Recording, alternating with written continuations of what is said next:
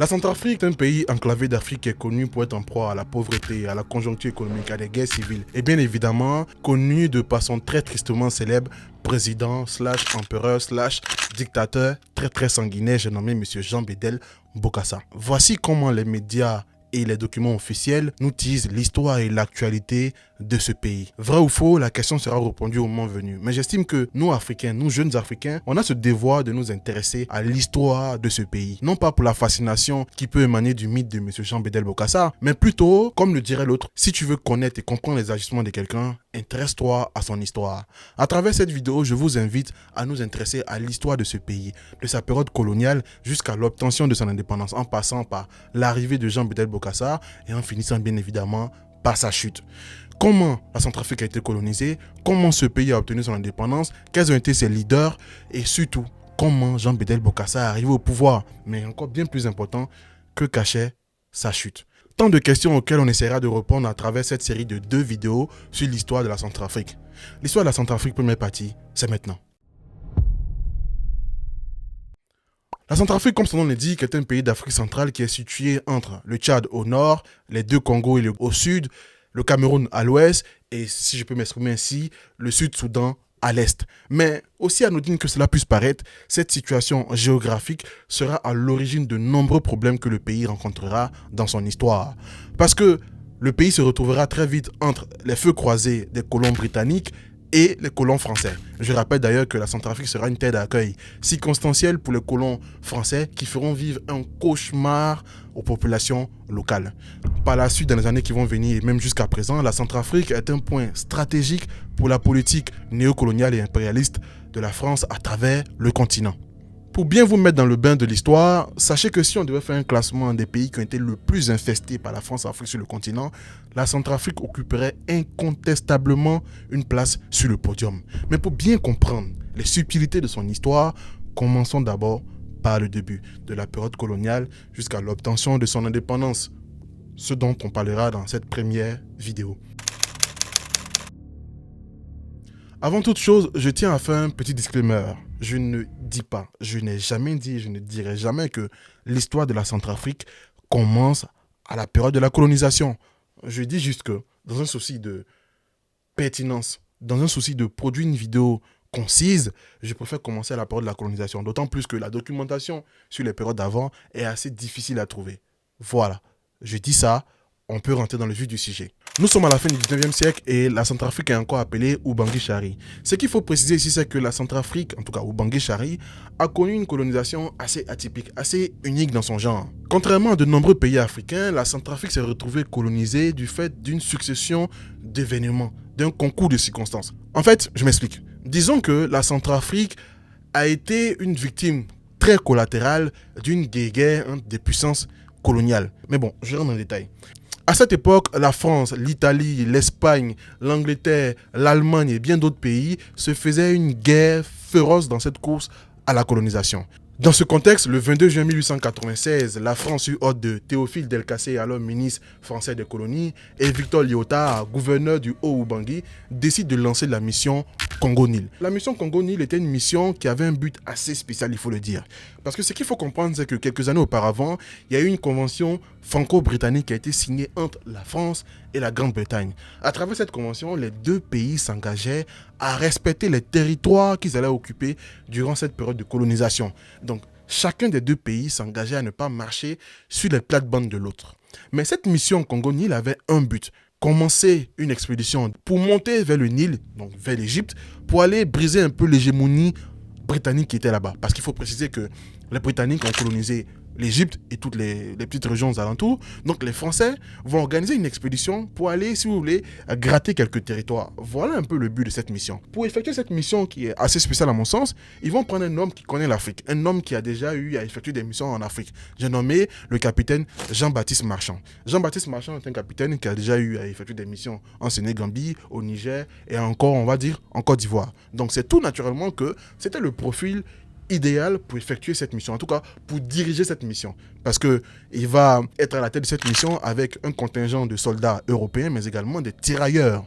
C'est très important de le préciser. Donc, cette mission va finalement porter son nom, va s'appeler la mission Marchand. Mais il est également important de comprendre le contexte socio-politique dans lequel cette mission se passe. Il faut savoir que la réussite, le devenir d'une mission dépend de plusieurs facteurs. L'aspect logistique, bien évidemment, sur le terrain, mais également l'aspect politique et diplomatique. Une mission peut aller comme sur des roulettes si, diplomatiquement parlant, tout le monde est à l'unisson. Mais le problème qui se passe, c'est qu'à cette époque, la France était en proie à des scandales politiques, des bouleversements, des remous. Le plus célèbre est l'affaire Dreyfus. Parce que l'affaire Dreyfus, je ne vais pas rentrer dans les détails, ce n'est pas une histoire qui nous concerne, mais pour que vous compreniez un peu, c'était un soldat français, juif, qui travaillait correctement et qui a été accusé de traîtrise. Il a été condamné avant d'être gracié.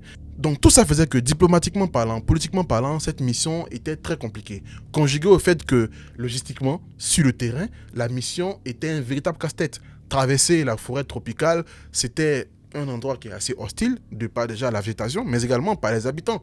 Donc cette mission a mis pratiquement 2 ans, je dis bien 2 ans, pour atteindre la région du Nil, on va dire. Donc le 10 juillet 1898, la mission Marchand arrive à Fashoda, un petit village du Soudan du Sud, et très content, Jean-Baptiste Marchand va hisser le drapeau français et va appeler ce village-là Fort Saint-Louis. Mais ce que les Français ont oublié, c'est que dans cette région, en tout cas ils n'ont pas oublié, je pense qu'ils ont voulu l'ignorer, dans cette région, la force militaire dominante était la force britannique. Et les Britanniques avaient de sérieux arguments, parce que c'était une armée qui est très solide. À l'époque, c'était l'une des meilleures armées au monde entier. Une armée solide, une armée qui était là, qui connaissait le territoire. Mais l'argument le plus important, c'est que cette armée avait à sa tête un homme qui était craint, qui était respecté, et un homme qui était fort de plusieurs victoires déjà. J'ai nommé Lord Kitchener. Alors, ce dernier sera très vite mis au courant que les Français sont en train d'empiéter sur cette plate-bande. Il va informer ses supérieurs et les autorités britanniques qui vont d'ailleurs lui suggérer de faire rebrousser chemin aux Français. Donc très rapidement, en août 1898, il se rend à Fashoda, rencontre Jean-Baptiste Marchand et lui fait comprendre qu'il va falloir qu'il se retourne de là où il est quitté. Mais il faut également rappeler que la mission Marchand avait un process bien défini. La mission Marchand, une fois arrivée à Fashoda, devait recevoir des renforts français qui allaient décoller depuis Ouango au Congo. Donc une force militaire française, une autre mission, appelée la mission Julien, du nom du capitaine qui la dirigeait. Sauf que cette mission ne va jamais arriver à Fashoda. Pourquoi? Parce que une fois que Lord Kitchener a rencontré Jean-Baptiste Marchand, commence donc un imbroglio politico-militaire entre la France et la Grande-Bretagne. On frôle même les affrontements. Il va donc commencer une guerre diplomatique entre la France et la Grande-Bretagne. Guerre diplomatique qui sera perdue par la France parce qu'elle sera contrainte de rebrousser chemin. Ça sera vu vraiment comme une humiliation du côté de la métropole. Et ce qui va se passer, c'est que la mission Julien depuis Ouango qui a décollé pour rejoindre Fashoda sera bloquée en route. Et la mission Marchand qui doit se retourner sur ses bases arrière va également être bloquée en route. Et tous ces deux-là vont être bloqués où? À Ubangui, Chari, actuelle Centrafrique. Dès cet instant, ils arrivent et ils regardent autour d'eux. Ils estiment que les terres d'Ubangui, Chari sont vacantes. Vacantes, ça veut dire qu'il n'y a personne. Je rappelle quand même que ça fait des siècles et des siècles que les Ubanguiens vivent là. Ce qui se passe, c'est que si on dit que les terres sont vacantes, donc eux, ils vont les occuper. Et quand ils les occupent, ils rencontrent une hostilité de la part des populations locales. Parce qu'il faut le dire, les populations locales ubanguiennes avaient des raisons d'être hostiles à cette arrivée d'étrangers. Parce qu'il faut comprendre que des années auparavant, les Ubanguiens ont vécu des années sombres avec la traite arabe. Les pays arabes faisaient des incursions au sein d'Ubangui, capturaient des jeunes vaillants, allaient les vendre comme esclaves. D'autant plus qu'à côté, juste au sud-Soudan, il y avait une ville, la ville de Khartoum, qui était, si vous voulez, un supermarché à ciel ouvert pour la vente d'esclaves.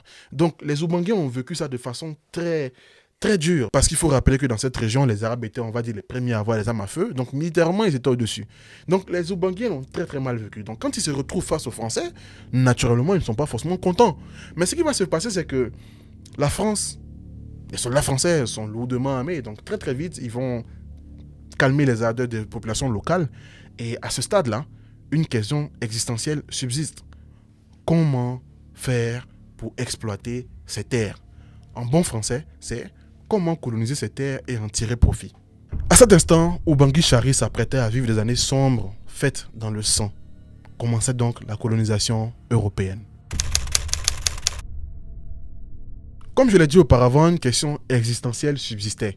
Comment faire pour exploiter, tirer profit de ces terres? Parce que Ubangui Chari n'était pas reconnu pour avoir un sous-sol riche. Hein. Bangui Chari n'était pas reconnu pour être un pays riche, enclavé, végétation pas forcément, on va dire, avantageuse. Et là, j'entends des Centrafricains qui me disent « Ah non, notre sous-sol est riche, diamants, uranium, tout ce que vous voulez. » Oui, la Centrafrique est un sous-sol très très riche. Mais à cette époque, on était loin de là en tout cas. Les richesses étaient là, mais elles n'étaient pas encore découvertes. Donc là, clairement, les Français se retrouvent dans une impasse. Déjà, même géographiquement, c'est une impasse, ils sont bloqués, donc ils ont dû installer domicile là, élire domicile là. Mais économiquement, quel modèle économique appliquer pour coloniser Bangui Chari? C'est très compliqué. Parce qu'il faut comprendre une chose, c'est que coloniser, ça rapporte beaucoup d'argent. On exploite les gens, on les tue, on prend leurs richesses. Mais quand l'endroit colonisé n'est pas forcément très très riche à exploiter, on va dire, ça peut être un vrai bourbier financier. Donc les Français vont se rappeler que juste à côté, au Congo-Kinshasa, les Belges ont mis un modèle économique très machiavélique qui a porté ses fruits. Et donc, ils ne vont pas se casser la tête, ils vont faire un copier-coller de ce modèle économique.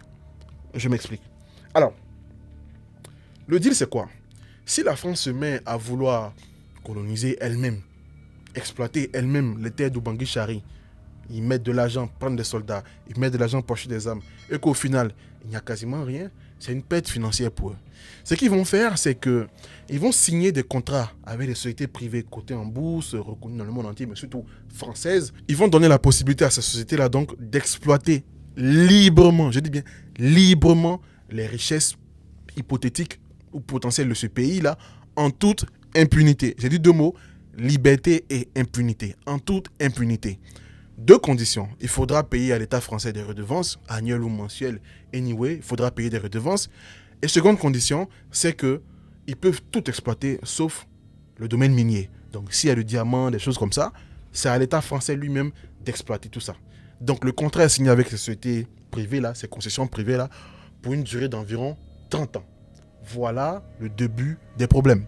Ces sociétés qui sont attirées par le profit vont donc commencer à tirer profit de cette situation. Sauf que sur le papier, dans la réalité, c'est très compliqué de tirer profit de Bangui Chari.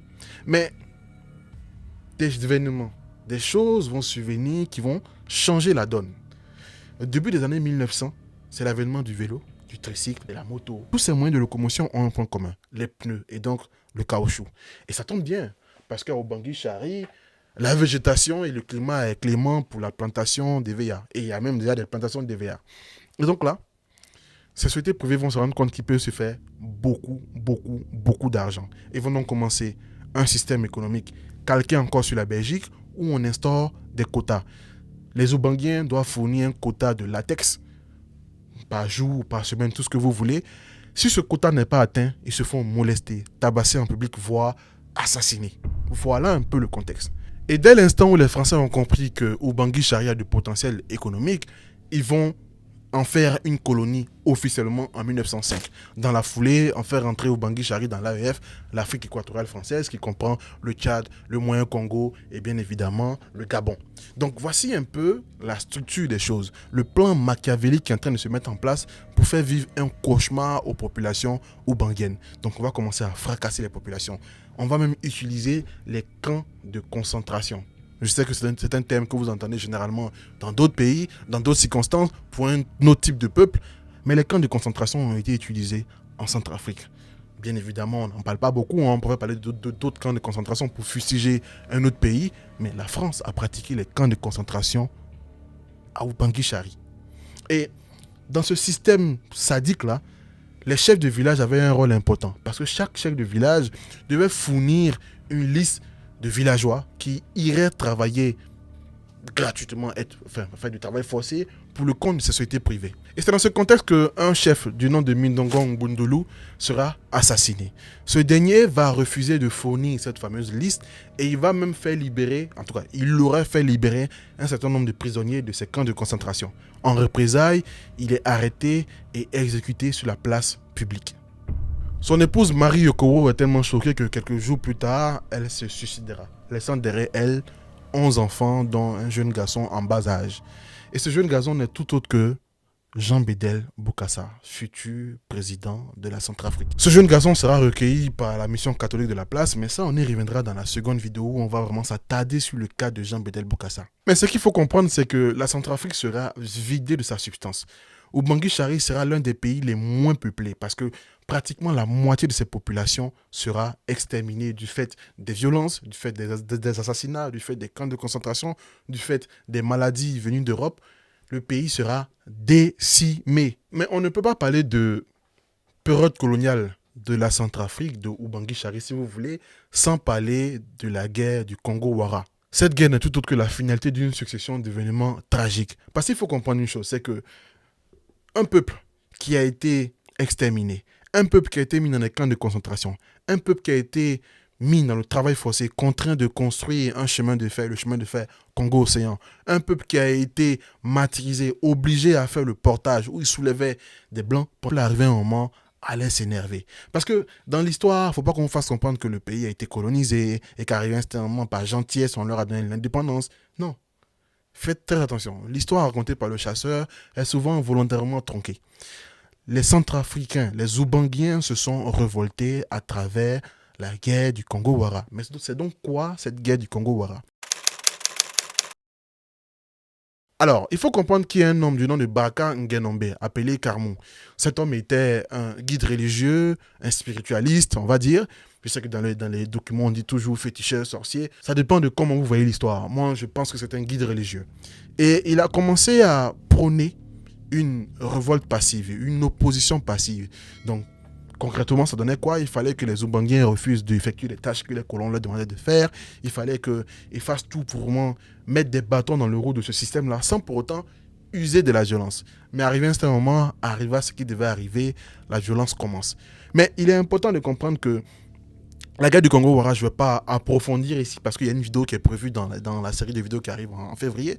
Mais il est important de comprendre que la guerre du Congo-Wara a eu des bases au Cameroun, a eu des bases à Ubangui Chari, a eu des bases dans d'autres pays. Et contrairement à ce qu'on nous dit, ces pays-là se sont unis, ont fait front commun pour combattre le colon blanc. On parle quand même de plus de 50 000 soldats, plus de 300 000 partisans. Ils se sont opposés au colon blanc pendant pratiquement 3 ans. Mais dans une guerre où ils sont armés de lances, d'arcs, de fusils artisanaux, face à la puissance de feu en face, les choses ont très vite tourné en la faveur de la France. Mais quoi qu'il en soit, cette guerre n'a pas été vaine. Parce que les leaders de cette rébellion ont certes été assassinés, exécutés, mais elle a eu des répercussions importantes. Pour les Français qui vivaient en métropole et qui se disaient que la mission française en Afrique était des missions pour le bien-être de l'Afrique, ils ont pu voir les réalités du terrain. Ils ont pu également, à travers cette guerre, fragiliser un peu les assises des colons dans leur pays. Quoi qu'il en soit, cette guerre aura eu un impact assez probant dans cette conquête de liberté, on va dire. Parce qu'il faut comprendre une chose, c'est que après cette guerre, bien évidemment, les Français ont continué à coloniser les populations locales, mais les populations ont pu déconstruire ce mythe de l'homme blanc, ont pu déconstruire ce mythe selon lequel l'homme blanc serait invincible. Donc les choses ont commencé, si vous voulez, à se démystifier, et on arrive donc à 1945, au sorti de la Seconde Guerre mondiale, la France commence à reconnaître ses colonies et reconnaît Ubangui Chari comme un territoire d'outre-mer. À ce stade, Ubangui Chari n'a plus besoin d'un leader qui va faire la guerre, d'un leader qui a une arme à feu, d'un leader qui a un arc. Ils ont besoin d'un leader qui a une matière grise, un leader qui n'est pas complexé face aux colons, un leader qui sait de quoi il parle. Et ça tombe bien parce qu'il y a un homme qui va s'en charger. Il s'appelle Barthélemy Boganda, le père fondateur de la République de Centrafrique. Barthélemy Boganda est né dans les années 1900-1910, ce n'est pas encore très précis parce que je suppose bien que vous comprenez qu'à cette époque, il n'y avait pas d'ordinateur pour enregistrer les naissances et tout ce qui va avec. Mais ce qu'il faut comprendre, c'est que cet homme a eu une enfance très compliquée. Très compliquée. Dès le bas âge, il y a eu une expédition militaire et son père a été assassiné. Dans la foulée, sa mère a également été assassinée par les miliciens des sociétés privées parce qu'elle n'aurait pas fourni la quantité nécessaire de caoutchouc à fournir. Et donc, très vite, il a été recueilli par une mission catholique. Mais ce que vous devez comprendre, c'est que Barthélemy Boganda a une histoire assez similaire avec celle de Bokassa. Son père et sa mère ont été assassinés, sont morts dans des conditions assez troubles, on va dire. Il vient d'une famille nombreuse, il vient d'une famille de 12 enfants comme Bokassa. Il a été également recueilli par la mission locale catholique, on va dire. Et donc, il y a beaucoup de similitudes. Mais, en termes de similitudes, ça s'arrête là. Parce que Barthélemy Boganda est un homme qui s'est battu pour son pays. Mais pour comprendre tout ça, intéressons-nous à son histoire proprement dit. Barthélemy Boganda, lorsqu'il a perdu ses parents, a été recueilli à la mission Saint-Jean-Baptiste de Bétou. Et là-bas, il a été recueilli, il a été alphabétisé en lingala en quelques semaines. Par la suite, il a pu suivre des cours. Il allait même dans d'autres pays de la sous-région pour aller se former, notamment au Congo. Il a connu le Cameroun. Bref, il a pu parcourir la sous-région à défaut d'aller se former en France. Mais très très vite, le jeune homme va s'intéresser à la religion chrétienne, à s'intéresser à la Bible. Et d'ailleurs, son prénom Barthélemy vient du fait que Barthélemy serait un des premiers apôtres à avoir mis le pied sur le continent africain. Donc, je n'aime pas forcément raconter l'histoire des leaders comme ça, je l'ai déjà dit dans la vidéo, mais c'est très important que je parle de l'aspect chrétienté dans cette vidéo, parce que ça sera très déterminant dans tous les agissements qu'il aura. Mais comprenez que Barthélemy Boganda va s'avérer être un enfant très très brillant. Donc il sera même d'ailleurs le premier bachelier noir de Ubangui-Chari. Il obtient son bac et en 1930 il rentre au séminaire parce qu'il veut finalement devenir prêtre. Donc là-bas il va rentrer au séminaire, il va apprendre le latin, la philosophie, l'histoire et tout ce qui va avec. En 1938 il devient le premier prêtre du pays. Le premier prêtre noir du pays. Ça vous met un peu dans le contexte, son rapport avec la religion chrétienne. Je parle de ça parce que la foi de ce monsieur va être à l'origine de certaines actions très critiquables qu'il a pu poser, mais également de nombreuses actions très louables qu'il a pu poser. Il est très aimé par ses pères spirituels, par les Français, par les colons, par cette mission catholique qu'il a recueillie, parce que c'est un bon pion, on va dire. Il fait ce qu'ils ont envie de faire, il lit les bouquins qu'ils lui proposent de lire, il reste dans les sentiers battus. Jusque-là, Barthélemy Boganda est, si vous voulez, le profil construit parfait. Donc, il répond vraiment aux attentes de ses pairs, on va dire. Mais le problème qui se pose, c'est que dès l'instant où il devient prêtre, on l'envoie pour aller officier dans des contrées lointaines. En octobre 1941, il est envoyé en mission à Bambari, une petite localité, pour christianiser les populations Banda. Alors, on attend de lui qu'il aille christianiser ces populations, qu'il aille les convertir à la religion chrétienne, parce qu'il faut rappeler qu'à cette époque, les religions dominantes, ce n'étaient pas les religions monothéistes qu'on connaît, ce n'était pas le christianisme, ce n'était pas l'islam, c'était plutôt l'animisme, enfin, je ne sais pas si c'est même le bon mot, c'était les pratiques ancestrales religieuses, on va dire, spirituelles, on va dire. Et donc, Barthélemy Boganda a une mission, c'est de christianiser ces populations. Et comme tout homme est animé de la foi et du zèle, il aurait arraché les gris-gris, les objets d'adoration, si je peux m'exprimer ainsi, de ces personnes, les aurait jetés, en aurait brûlé certains. Et ce sont des actes qui sont très critiquables, à mon sens, parce que rien ne justifie le fait d'aller attaquer la spiritualité des gens. Qu'on soit chrétien, musulman, pas chrétien, bouddhiste, juif, je pense que la spiritualité, je pars du principe qu'aucune religion n'est parfaite. Et donc, attaquer physiquement les religions des autres, voilà. Mais bon. Et c'est à cet instant que dans l'histoire racontée par le chasseur, on commence à la changer, à la tronquer.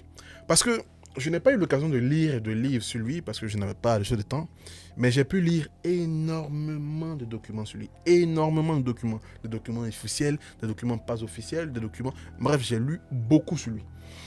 Ce qui se passe, c'est que généralement dans les sources occidentales, on vous dit souvent que le divorce entre Barthélemy Boganda et le clergé et l'église catholique serait arrivé du fait de ses agissements vis-à-vis des populations autochtones. Parce qu'il ne serait pas fan de l'approche qu'il aurait eue. Pourquoi pas, j'ai envie de dire. Attendez, j'enlève ma casquette, parce que là, ça commence à m'énerver. Ce qui se passe, c'est que c'est un gros mensonge. La vérité, c'est quoi? C'est que Barthélemy Boganda voulait effectivement christianiser les populations locales. Effectivement, il aurait eu des agissements qui sont fort critiquables. Barthélemy Boganda est parti d'un principe. Il estimait que l'aspect social était indissociable de la christianisation et de la croyance religieuse. Donc, il a commencé à poser des actions sociales tout droit venues de ses pensées, de ses lectures bibliques. Parce qu'il a commencé à prôner le fait qu'on arrête la polygamie. Parce que de nombreux Oubanguiens avaient plusieurs femmes et ces femmes avaient toutes des enfants. Donc, on se retrouvait avec un Oubanguien qui avait 10 voire 12 enfants. Le problème, c'est que là, vous vous dites, mais ok, c'est pas dérangeant, même moi, ça me dérange pas. Mais le problème qui se pose, c'est que ces sociétés privées-là, si Barthélemy Boganda commence à déconseiller aux femmes d'être des pondeuses, ni plus ni moins, et des femmes qui vont travailler tout juste au champ, ça gâche un peu leur business. Et là, vous vous dites, pourquoi je relie des enfants à un business? Il faut comprendre une chose. L'EVA, ce n'est pas du maïs. Quand ça se plante, il faut pratiquement 5-6 ans, voire même 8 ans souvent pour le récolter. Donc, une main-d'œuvre gratuite, facile à avoir, c'est des enfants là qui vont grandir. Et ça plaisait à ces derniers d'avoir des enfants en pagaille qui grandiraient, qui iraient travailler de façon, on va dire, obligatoire, hein, travail forcé dans le champ. Donc, quand Barthélémy Bokanda commence à prôner cette politique, déjà, il commence à déplaire à l'Église catholique et au lobby colonial, on va dire. Premier point. Second point, Barthélémy Bokanda est un fervent partisan de l'alphabétisation. Il a toujours dit et il a toujours dit. D'autant plus que Ubangui Chari est l'une des colonies les moins alphabétisées de toutes les colonies françaises. Très important. Le taux d'alphabétisation n'atteint même pas 2%. Donc, naturellement, il demande au clergé de le soutenir dans un projet d'alphabétisation des enfants. Si on alphabétise ces enfants, qui va aller travailler dans les champs? Qui va aller récolter les sèves d'EVA? Problème. Donc là, il se fait déjà des ennemis en plus. Donc là, naturellement, Barthélémy Bokanda, ce jeune garçon qu'on a conçu de toutes pièces, qui est devenu prêtre, à qui on attendait peut-être une attitude assez complaisante, ça va être un caillou dans la chaussure, même un gros caillou. Et donc, il faut trouver une solution pour enrayer cette dynamique qu'il est en train de lancer. Parce que très vite, il peut éveiller les pensées et éveiller les mentalités des populations locales, ce qui n'est en aucun cas un bon process. Et ça tombe bien parce qu'il y a un contexte politique qui prévaut. Il y a un parti qui s'appelle le MRP, le Mouvement Républicain Populaire. C'est un parti français qui est en métropole française, qui est à Paris, qui a quand même de bons scores, mais c'est un parti qui a de fortes assises catholiques. Je ne suis pas en train de dire que le MRP validait la colonisation, je dis juste que le MRP avait des assises catholiques solides et avec donc des démembrements à travers le monde entier, à travers l'Afrique notamment avec ses églises. Donc l'église n'était pas une entité apolitique.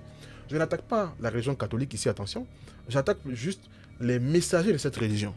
L'église était loin d'être une entité apolitique. C'était une antenne du MRP. Et ça tombe bien parce que les autorités religieuses et l'administration coloniale vont ensemble trouver un nouveau chemin de carrière pour Barthélémy Bokanda.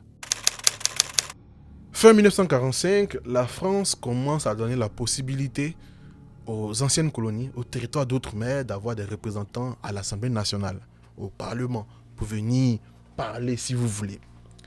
Et dans ce contexte-là, le MRP, comme par hasard, a fait une véritable razzia dans les législatives. Ils ont malaxé leurs adversaires. Et le MRP est relié à l'Église catholique. Donc là, naturellement, ce qu'on va faire, c'est que pour Ubangui Chari, il faut trouver un représentant. Qui de mieux que l'un des seuls intellectuels? Qui de mieux que le premier bachelier du pays? Donc on prend Barthélémy Bokanda, on fait de lui un député qui va représenter le MRP au Parlement. Mais à travers cette procédure, on éloigne Barthélémy Bokanda des populations locales. Il ne pourra plus lancer ses pensées révolutionnaires. On va l'éloigner des populations. Tout naturellement, en 1946, Barthélémy Bokanda arrive en France dans sa mission législative et parlementaire. On lui donne même une secrétaire blanche, Madame Michel Jourdain. Je ne sais pas si on lui avait donné cette femme comme secrétaire pour pouvoir le surveiller. Quoi qu'il en soit, on lui donne cette secrétaire. Mais je vous ai dit que Barthélémy Bokanda, chaque fois qu'on a tracé un plan pour lui, il a su toujours faire un passement des jambes pour aller dans le sens inverse. D'abord, Madame Michel Jourdain, il va l'épouser, il va avoir 3 enfants. Et il arrive au Parlement, au début, il reste dans les sentiers battus. Mais arrivé à un certain moment, il va commencer à prendre des prises de position parce qu'il faut comprendre une chose. Barthélémy Bokanda est arrivé en France. Il a vu des Blancs lui servir du café. Il a vu des Blancs nettoyer sa chambre d'hôtel. Il a vu des Blancs travailler entre guillemets pour lui. Il a déconstruit ce mythe selon lequel le Blanc serait construit pour le commander, de 1. De 2, il a rencontré des Français qui sont pas pour la colonisation. Parce qu'il pensait peut-être que tous les Français étaient comme ça, mais non, il y a beaucoup de Français qui sont contre. Et donc, son mindset va se fortifier. Donc, il arrive donc au Parlement Et il lance un certain nombre de propositions de loi, notamment le fait qu'on annule tous les laissez-passer administratifs entre les pays de l'AEF. Il faudrait qu'il y ait une libre circulation, pourquoi pas. Il lance également le fait qu'on lance la propriété clanique. Donc, le simple fait qu'il y ait un clan sur une terre, la terre pourrait lui appartenir. Ce qui en soi serait mauvais pour toutes les sociétés privées qui ont fait de Obangui Chari leur chasse gardée. Troisième point, il soutient fortement la loi Houphouët-Boigny qui prône l'abolition de l'esclavage. L'abolition du travail forcé, on va dire.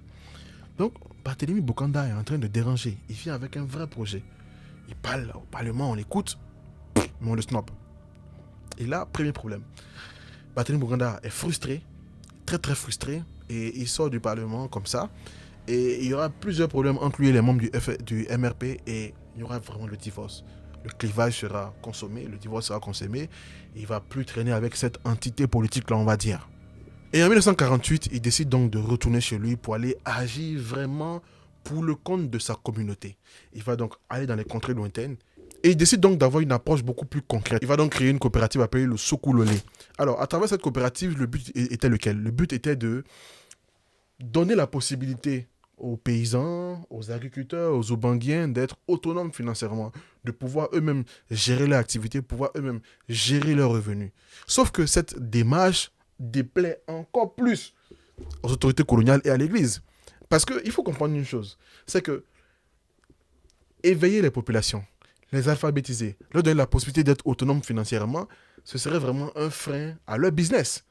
Mais de toutes ces entités que j'ai citées là, il y a une société, enfin une organisation qui va très très très très mal prendre l'initiative de coopérative de Barthélemy Bokanda. C'est le SIP ou bien le SIP, la Société Indigène de Prévoyance. Cette société avait un but, on va dire, officiel qui était de soutenir les paysans en leur donnant des prêts en nature ou en argent pour pouvoir continuer leur activité. Mais en vrai, c'était des démarches qui rendaient les paysans esclaves de cette société. Donc naturellement, quand Barthélemy Bokanda arrive à sa coopérative, il gâche le business de tous ces gens-là. Et donc, il va commencer à avoir de sérieux problèmes. D'autant plus que le 28 septembre 1949, il va créer le MESAN, le Mouvement social de l'Afrique noire, son parti politique. Et là, mes amis, je pense que vous n'êtes pas forcément devins, mais vous devinez bien que Barthélemy Bokanda allait commencer à avoir de sérieux problèmes. L'un des premiers problèmes en date est que le SIP, ou le SIP, accompagné de l'Église catholique, accompagné du lobby colonial, vont commencer à mettre pression à la justice pour qu'elle annule l'immunité diplomatique ou parlementaire de Bokanda afin de le poursuivre pour concurrence déloyale à la coopérative du SIP. Quelque temps plus tard, en 1951, janvier 1951, lors d'un petit rassemblement, Barthélemy Bokanda sera arrêté avec sa femme et sa secrétaire. Il sera jugé et condamné à 30 jours de prison. Il aura plusieurs démêlés judiciaires, mais en n'en point finir. Mais l'une des choses les plus tristes dans cette histoire, c'est que le Sokoulolé, qui lui a valu tant de problèmes, a finalement été dissout. Pas du fait des Français, pas du fait des colons, pas du fait de l'Église, pas du fait du SIP, du fait de Oubanguiens eux-mêmes qui auraient détourné l'argent de la coopérative. Je rappelle que Barthélemy Bokanda a investi ses salaires de parlementaire dans cette histoire. Voilà un peu le vécu d'un homme qui se bat pour son continent et à des Africains qui trouvent le moyen de venir lui mettre des bâtons dans les roues. C'est très triste. Mais bon, je vous ai dit, Barthélemy Bokanda ne reste jamais longtemps sur une défaite. Jamais. Il faut savoir que quelques années auparavant, Barthélemy Bokanda a été élu grand conseiller de l'AEF, donc un des leaders de l'AEF. Malgré cette démêlée avec la justice, ce dernier a quand même connu une ascension fulgurante au sein de l'AEF. Il a même été reconduit à son poste. Ce qui se passe, c'est que le vice-président de l'AEF, c'est un certain François Tombalbaye, futur président du Tchad. Et à cette époque, François Tombalbaye n'est tout autre qu'un pion de la France, il faut le dire. Et ce qui se passe, c'est que François Tombalbaye fait partie du RDA. Le RDA qui a pour tête de gondole, on va dire, Félix Houphouët-Boigny. Le RDA propose d'ailleurs à Barthélemy Bokanda de les rejoindre. Barthélemy Bokanda refuse parce qu'il estime que le RDA... Voilà. Parce qu'il faut dire les choses, le RDA, c'était l'entité politique suprême sur le continent à cette époque. Sauf que le RDA a lutté pour l'indépendance, pour les indépendances, oui, mais le RDA a eu beaucoup de complaisance vis-à-vis des colons. Et Barthélemy Bokanda était dans une logique où il avait divorcé littéralement avec les colons. Donc, ce n'était pas une approche qu'il voulait. Et là, vous vous rendez compte que le monsieur a sur son dos l'Église catholique, il a sur son dos l'administration coloniale, il a sur son dos l'État français en lui-même, Et désormais, il a sous son dos les leaders des pays de la sous-région. Très très important pour la suite de l'histoire. Mais ce qui va se passer, c'est qu'en 1958, De Gaulle revient au pouvoir. Et quand De Gaulle revient au pouvoir, il y a un comité de leaders, de dirigeants des territoires d'outre-mer qui doivent rencontrer De Gaulle pour avoir des discussions, notamment sur l'évolution de la situation, le devenir des populations. Et comme par hasard, Barthélemy Boganda ne fait pas partie de ce collège. Parce qu'il y aura Léopold Sédar Senghor, il y aura Lamine Gueye du Sénégal, il y aura Félix Houphouët-Boigny de la Côte d'Ivoire. Bref, pratiquement tout le monde. À travers cette politique, on était en train, encore une fois de plus, de lui faire comprendre qu'il ne comptait plus dans l'équation. Très clairement. Mais je vous ai dit une chose, Barthélemy Boganda, à chaque fois qu'il y a un échec, il rebondit sur un autre projet. Et ce projet-là s'appelait les États-Unis d'Afrique latine. Alors, vous entendez les États-Unis d'Afrique latine, vous vous dites, c'est où on parle le latin en Afrique, c'est où les latinos, vous ne comprenez pas. Je vous explique. D'abord, prenons la partie États-Unis d'Afrique. On va analyser le côté latine après. Alors, les États-Unis d'Afrique s'expliquaient par un constat. Je vous ai dit que Boganda, durant son enfance, a voyagé. Il allait au Cameroun, bien évidemment au Congo. Donc, il a pu voir la misère qui émanait de tout ça. Je vous ai également dit que Boganda accordait une importance particulière à l'aspect social. Il a constaté le taux d'analphabétisation des populations dans la sous-région. D'autant plus qu'en 1944, il y a eu la conférence de Brazzaville. Il a mis sur la table les choses qu'il fallait rectifier, notamment les conditions des Africains. De Gaulle s'était engagé à mettre un certain nombre d'actions pour améliorer les conditions des Africains. Mais on est en 1952, 1953, 1954, il n'y a quasiment rien, que dalle. Donc Barthélemy Boganda estime qu'à cet instant, il n'est plus nécessaire d'attendre de la puissance coloniale une quelconque aide. Il faut que tous les pays africains, en tout cas, s'unissent, en tout cas de la sous-région, de cette région-là, s'unissent pour faire une nation. D'autant plus qu'au niveau budget, ça peut être assez, on va dire, avantageux. Et même au niveau administratif, parce que toute l'administration de ces pays-là était confiée aux Français. Parce que les intellectuels ne couraient pas les rues. Donc, s'il faut 5-6 ministres par pays, retrouver 5 intellectuels compétents à ces postes, c'est très compliqué. Alors que si on fait une entité, on met 5 ministres, ça sera très évident de trouver ces intellectuels. Plein de problèmes auxquels Boganda voulait répondre par la création des États-Unis d'Afrique. Et un des points majeurs, c'était le tracé des frontières. Le tracé des frontières laissait vraiment à désirer. La région du Haut-Sangha et du Loba ont été intégrées au Moyen-Congo. Les régions Batéké du Moyen-Congo ont été intégrées au Gabon. Donc vous voyez qu'il y a beaucoup de choses comme ça qui sont assez discutables. Donc pour éviter tout ça, Barthélemy Boganda propose qu'on fasse un État uni, un État créer un seul État. Et là, comme on dit toujours, l'ennemi n'est jamais loin. Ce n'est même pas la France, en tout cas, sûrement la France a instrumentalisé ses leaders là, mais ce n'est même pas la France qui va commencer à lui mettre des bâtons dans les roues. Il y a l'abbé Fulbert Youlou, dont on parlera bientôt dans l'histoire du Congo, un prêtre président qui avait des attitudes pas très catholiques. Bon, mauvais jeu de mots, mais voilà. Vous avez également Léon Mba, comment dire. Ce monsieur a été un père fondateur pour le Gabon, mais un père fondateur construit de toutes pièces par la France. Il aimait vraiment la France plus même que l'Afrique. Il y avait également Fossa Tombalbaye à cette époque. Que dire? Et voilà, ces trois-là n'étaient pas du tout d'accord pour faire une quelconque unité avec Barthélemy Boganda. D'autant plus qu'il l'avait dans le collimateur. Donc, les États-Unis d'Afrique, c'est un échec. Et là, vous vous dites pourquoi États-Unis d'Afrique latine? Je vous ai dit que Barthélemy Boganda avait un attrait très particulier pour sa foi chrétienne.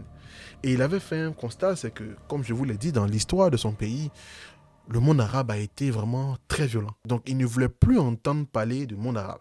Lui, il voulait créer une unité des pays chrétiens, en tout cas catholiques, pour vraiment faire un contrepoids face à la montée en puissance du panarabisme dont j'ai parlé dans l'histoire du Tchad, dont j'ai parlé dans l'histoire de la Libye également. Mais le panarabisme était en pleine montée en puissance. D'autant plus que la Centrafrique avait pour pays voisins déjà le Soudan et tous ces pays-là. Donc c'était l'occasion pour lui de faire un contrepoids face à l'avancée de ces mouvements. Mais bon, personne ne l'a suivi. Il s'est retrouvé également en échec. Mais je vous ai toujours dit que Barthélemy Boganda, dès l'instant où il rencontre un échec, il rebondit sur un autre projet. À cet instant, il se rend compte que le plus important serait plutôt qu'il se concentre sur son pays. Donc il va se concentrer sur son pays, commencer à poser beaucoup d'actions, le renommer d'ailleurs, c'est lui qui va renommer le pays République centrafricaine. Le 1er décembre 1958, après des années de souffrance dans la sueur et dans le sang, la République centrafricaine est enfin reconnue comme une assemblée territoriale constituante et législative. Barthélemy Boganda devient le président du gouvernement. Il va donc nommer Abdel Goumba aux finances, David Dacko à l'intérieur, à l'économie et au commerce. Mais retenez bien le nom de David Dacko, parce que ce nom reviendra dans la seconde vidéo. Quoi qu'il en soit, tout est en marche pour que la République centrafricaine devienne enfin un pays libre, indépendant, d'autant plus qu'on est en 58, certains pays africains ont déjà obtenu l'indépendance. Donc, ça sent bon, les choses sentent hyper bon. Boganda va écrire la constitution, il va choisir les couleurs du drapeau, il va même écrire l'hymne national, c'est lui-même qui écrit l'hymne national. Donc, en fait, tout était en place pour que Barthélemy Boganda devienne le premier président de la République indépendante de Centrafrique. Mais voilà, le 29 mars 1959, Barthélemy Boganda, en pleine campagne, se rend à Berberati où va aller exposer la constitution, le drapeau, l'hymne national, bref, faire la promotion vraiment de la nation en devenir. Et au retour de ce voyage, à bord d'un avion Nord Atlas 25002, c'est le crash. Il meurt avec les autres membres de l'équipage et les autres passagers. Que s'est-il réellement passé? Bien évidemment, les autorités et l'administration coloniale et derrière la France dira que c'est un accident, après enquête et tout ça. Mais vous comprenez bien que les Centrafricains ne sont pas dupes. Ils ont conclu à un attentat. Les suspects sont multiples. On parle de David Dacko, on parle de Fulbert Youlou, on parle de la France, on parle des trois cumulés ensemble. Bref, les versions sortent de partout. Et je peux vous dire que j'ai commencé à me dire peut-être que ce serait un assassinat quand on connaît le process et la façon de faire. Mais en vrai, il ne faut pas accuser les gens de choses qu'ils n'ont pas faites sans forcément des preuves. Mais il y a une chose qui m'a intrigué. C'est qu'à la suite de cet attentat, il y a eu une enquête. Il y a eu des expertises. Et ces rapports sont classés top secret jusqu'à présent. Sont archivés, ne sont pas déclassifiés. Et j'ai commencé des recherches dans ce sens pour savoir pourquoi on n'a pas déclassifié ces documents. Pourquoi? Et c'est là que je me suis rendu compte que l'Africain n'est pas respecté. Parce que la compagnie qui a construit ce Nord Atlas 2502 là, Nord Aviation, soi-disant, aurait préconisé que le rapport ne soit pas déclassifié pour cacher vraiment les problèmes techniques de cet avion, parce qu'on serait dans un contexte très concurrentiel dans le domaine de l'aviation, et que ce ne serait pas bon de savoir ça. Soit c'est la vérité et qu'on se fout vraiment de nous, parce que c'est comme si vous êtes à bord d'une Mercedes et vous faites un accident et que Mercedes dise ne faites pas le constat parce que si BMW apprend, ce serait pas bon. Soit c'est la vérité, ce dont je doute vraiment, ou soit c'est faux et on a vraiment assassiné ce monsieur et on cache les sources. Quoi qu'il en soit, je ne vais pas me mettre à spéculer ici parce que je n'ai vraiment pas d'éléments dans ce sens. Mais voilà un peu l'histoire de ce pays. Un pays qui a été meurtri par la colonisation. Un pays qui a essayé de résister, qui a été dépouillé de ses âmes. Et cette fois-ci, on trouve un homme qui est intellectuellement posé, qui a les armes pour résister aux assauts des colons. Il a reçu des bâtons dans les roues, mais à maintes reprises, avec la complicité d'Africains. Et qu'est-ce qui se passe? Il meurt dans des conditions troubles. Et on ne veut pas déclassifier les documents sur l'accident ou sur le crash. Sous prétexte que on ne voudrait pas déstabiliser une compagnie dans un contexte concurrentiel. Mais on peut bien déstabiliser une population. Alors, je ne veux pas tergiverser beaucoup sur ça, mais j'espère vraiment que vous avez aimé cette vidéo. On se retrouvera dans une seconde partie. Et croyez-moi, dans ce cas-là, il va falloir prendre beaucoup de jus d'orange. Parce que l'après Boganda a été digne d'un film américain. Avec des leaders politiques qui se sont oubliés, qui ont cru que la Centrafrique était leur pays. Avec bien évidemment Bokassa. Et surtout, comment Bokassa a chuté du pouvoir. Et vous verrez que l'histoire nous a été racontée, mais vraiment du point de vue du chasseur. J'ai hâte vraiment qu'on se retrouve dimanche prochain pour cette histoire. J'avais voulu la faire dans cette semaine-là, mais c'est trop de boulot actuellement au travail. C'est la période hyper dense. J'ai beaucoup de dossiers à gérer, donc très compliqué. Mais on la fera dimanche prochain. Je tiens également à vous prévenir d'un fait. Vous allez sûrement recevoir, probablement vous avez déjà reçu un message d'un monsieur qui s'appelle Monsieur Arès, qui utilisent ma photo de profil et qui envoient des messages comme ça aux gens. Et je sais pas quoi dire. Je suppose que vous avez bien vu que c'est une arnaque, mais ça me... On va dire que c'est la rançon de la gloire. Mais franchement, on vient ici, on fait des petites vidéos pour la communauté et on se retrouve face à des gens qui prennent plaisir à casser notre travail. J'espère que vous avez aimé cette vidéo. N'hésitez vraiment pas à vous abonner. N'hésitez vraiment pas à lâcher un like. N'hésitez vraiment pas à cliquer sur le bouton rejoindre si vous voulez soutenir la chaîne. Vraiment, merci beaucoup, merci beaucoup, merci beaucoup. Bonne canne à vous. Si les vues ne sont pas énormes, je vais aller chez chacun et puis on va se battre. Je vous le dis. Parce que vous m'avez dit de poster une vidéo malgré la canne que vous allez regarder. Si vous laissez mes vidéos pour aller regarder la canne et vous ne venez pas regarder après, on va se battre. Je vous le dis. Et j'ai beaucoup de force ces derniers temps. Plus précisément, plus sérieusement, merci beaucoup. Portez-vous bien. Dimanche prochain, on se retrouve. Laissez des commentaires. Bisous, bisous.